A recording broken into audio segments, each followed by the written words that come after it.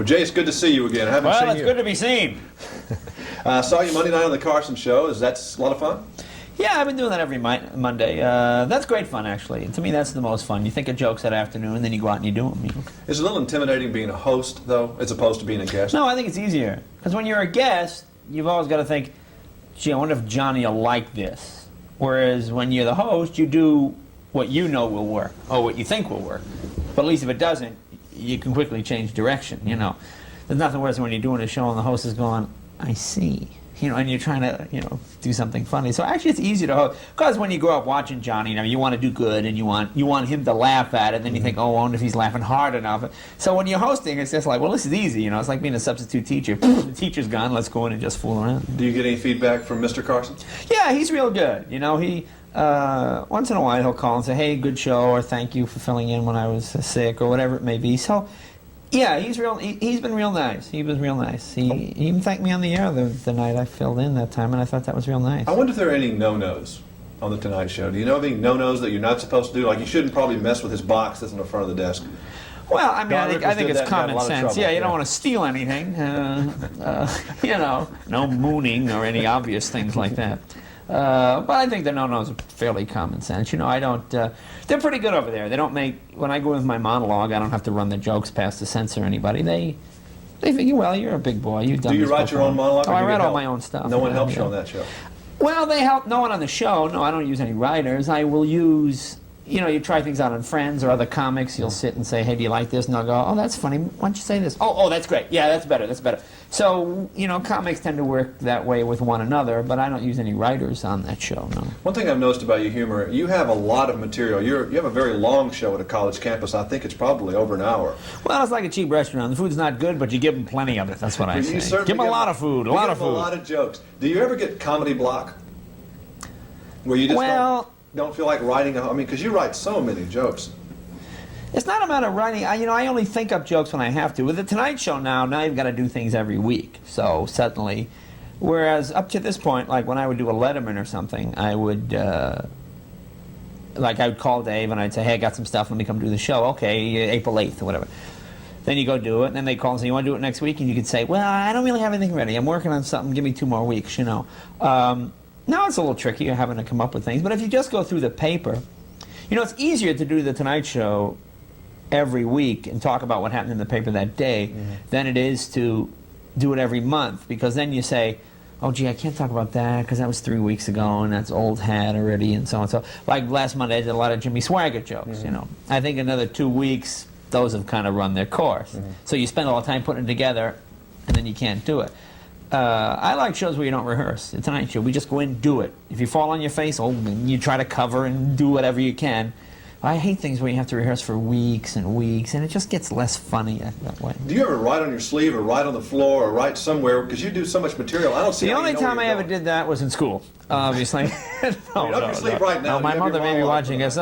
No, I don't think I ever did that. Why? Oh, yes, I did. As a matter of fact, it was July 8th. No, actually, I don't, because people know. You can't stand there and go, so, you know, I don't really have a lot to think about during the day. It's not like my life is filled with complicated problems, so memorizing a couple of jokes is not too bad.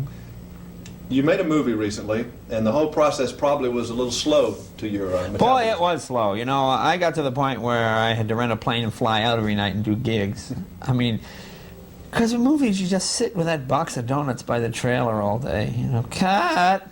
All right, next setup, 2 hours. Oh, Jay, don't sit down. That costume, we have to have it match. So, like, you're standing like this. In movies, I guess it's fun. I don't know. It's doing what I do is the ultimate, I think, because you get the immediate gratification. You think up a joke, you tell it that night, the people laugh that night, and you get paid that night, and you go home. Doing movies, you don't really know if it's funny. You know, you wind up trying it out in the guy in the trailer, you know, in the catering truck. You know, more mashed potatoes, Mr. Leno? Yeah, Joe, what'd you think of that last scene, huh? Oh, that was pretty good, Mr. Leno. You want gravy on that? Yeah, okay. You know, it's real strange. Who are the best audiences for you? Cab drivers or college kids or well, that's a pretty diverse group, cab drivers or college kids.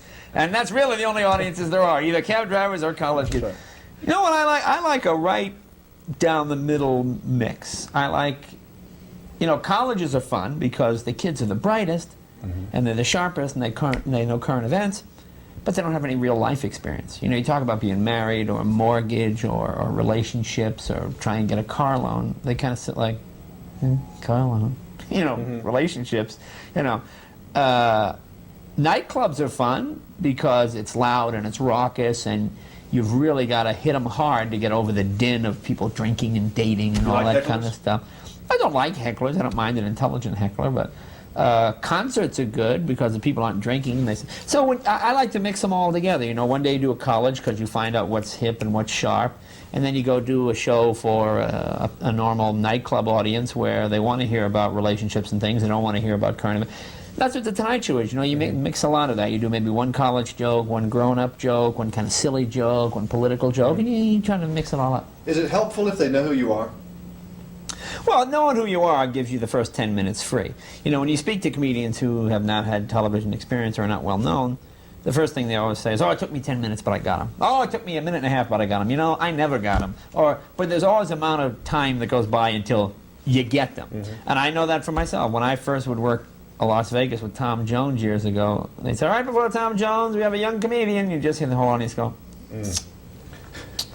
you know. And then you go out and you start to talk, and they'd be like, then you get, that's kind of funny. And it would take you like 10 minutes to get them. So being famous or well-known or whatever, as soon as you walk out there, they go, oh, that guy. Oh, okay. And then they're listening. If you weren't being a comedian, I'm sure you've been asked this a million times, but I don't remember the answer. You know, surprisingly, this is the first time What were you supposed to be doing? I forgot. What was your main I gig would in be life? some sort of mechanic or wrench of some kind. Be a motorcycle mechanic or something like that? Cars or motorcycles, something like that. I don't think I would be a stockbroker or anything like that. You weren't much of a student? No, You're obviously a smart guy, so I you was just weren't not a very good student. I just... Jay has the ability, but does not apply himself. If Jay spent as much time studying as he does fooling around, you know, I have a whole litany of those. That's right.